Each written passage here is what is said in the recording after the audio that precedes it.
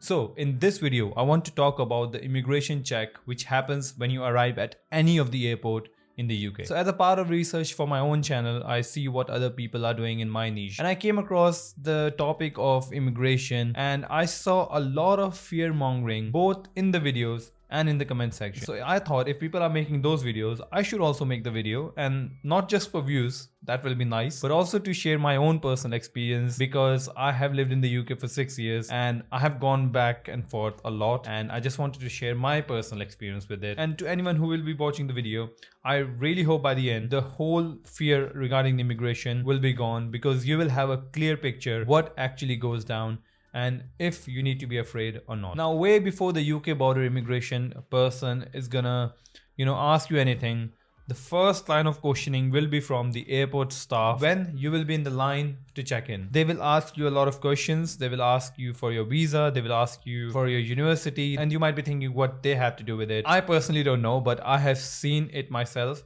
I have experienced it myself. So those people will be in the line to question you first, and then you will go to the immigration of your home country and they will ask you another type of questions. When it was my first time, when there was no stamps in my passport, that was the time when they asked me a lot of questions like where I'm going, which university, what course I'm doing, how did I find that course. All of these questions were asked by Indian immigration officers, and you show them all the documents, you answer each question, and that is the second line of questioning you'll go through. And after that, when you're done, that's about it. Now moving on, you have reached the UK. We are at the immigration line, and you'll go there, you'll greet them, say hi, hello, how are you, and just without even then asking, it's just common courtesy, you hand your passport, because that's what they're gonna look at, and then they will scan your passport. They will, all of your details will be there, and then they'll start asking you questions. Now this is where the whole fear comes in. Like, what they will ask me, will they ask me for my caste letter, student letter, bank statements, accommodation agreement, or whatever.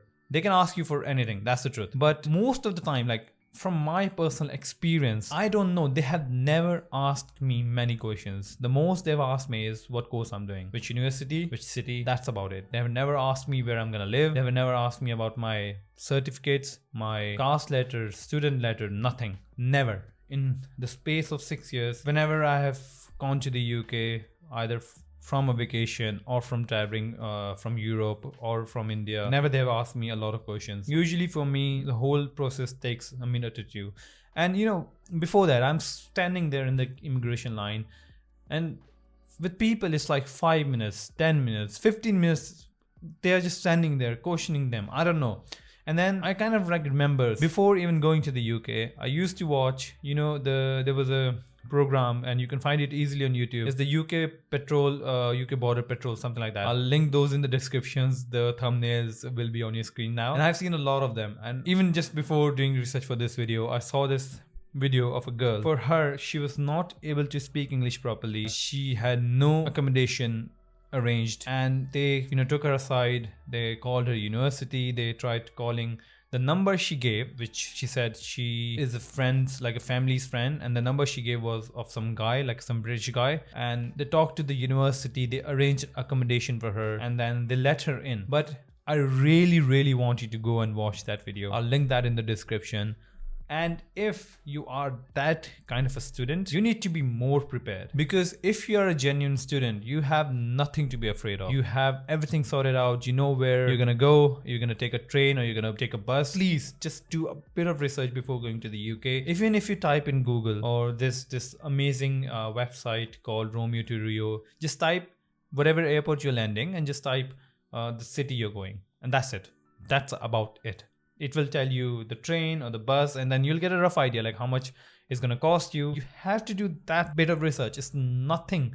It's literally nothing. You are expected to have that kind of information. When I went to the UK for the first time, I had to go to Southampton, and I saw the trains. I saw the price. I know it's gonna be expensive, and then I saw that there's a coach from Heathrow Airport to Southampton, so I knew I'm gonna take the coach. I also had another friend who I met online, and he was flying from Mumbai. Our flight was coming within an hour of each other to the Heathrow Airport, and then we both took the coach.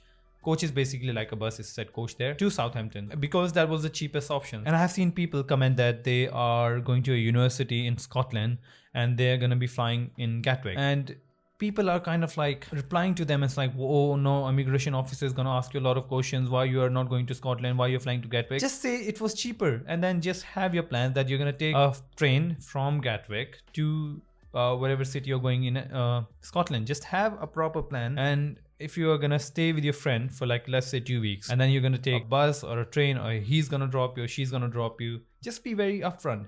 If you have not sorted out your accommodation, just be upfront about that as well. The whole thing is, if you have done nothing wrong, and there's nothing wrong to not have an accommodation, and if you intend to live with a friend for 1 or 2 weeks, and then you're gonna find a place to live, it is fine as well. You don't have to be scared. You just have to be very, very honest. You have to be confident. I mean, the confidence will come automatically, because there'll be nothing inside, like there will be nothing to fear. If you're gonna think that, okay, if I say that I'm gonna live at friends, then they might think I am here illegally, even though if you're there legally, you're completely, you have a plan, but you just, are afraid what the immigration officer is gonna think. That is where the whole fear kicks in, and that is where you mess up. Because if you lie and then you get caught in lying in the cross questioning, or if there's any of the documents which might have some kind of forgery or a bit of dishonesty, and if you get caught in cross questioning, and then it's honestly up to the immigration officer. They can deport you. Seriously, watch the video which I talked about. It will be in the description. Definitely watch it. And at the end, you will say they could have easily deported her. Easily. I would personally have, if I'm being honest, I would have deported her, but they didn't. But not every immigration officer is going to be like her. Those were amazing people who let her in. But if you are unlucky, you will get deported for small, silly mistakes. And being honest is always the best policy. Now, in terms of how many questions they're going to ask, what questions they're going to ask, it just depends. If you're feeling nervous, just tell them. Just be joke about it. Say, I'm so sorry. It's my first time. I'm very nervous, but I don't have everything memorized. I didn't felt the need to memorize everything, but here are all my documents. Here's my caste letter. Here's the university name. Here's the university address. But yeah, take all the documents with you. Keep it in your backpack, or keep it in your, if you're carrying that side travel bag, keep it in that. I have seen some YouTubers promoting that, or no, buy that side bag, because you will look weird if you take out the documents from your backpack, which is kind of weird. There's nothing wrong in taking out your document from your backpack. So just because of that, don't buy that. Buy that because of its practicality, it's great, to be honest. You can have your power bank, passport, and things like that in that, and you don't have to go in your bag all the time. But there's nothing wrong if you are just gonna take out things from your bag. So yeah, they can ask for you for any documents. All I have to say is don't be afraid. You have done nothing wrong. You're going there to study. You're going there from a proper route. You have applied for visa. You have taken your flight. You have flown to the UK. That's just the last step. And just relax. Whenever you feel you're getting overwhelmed, take deep breaths. That's all. I hope this has removed your fear. And if you have any other doubts, any particular questions, write them in the comment section. I'll go through them. And hit the like button if you like the video.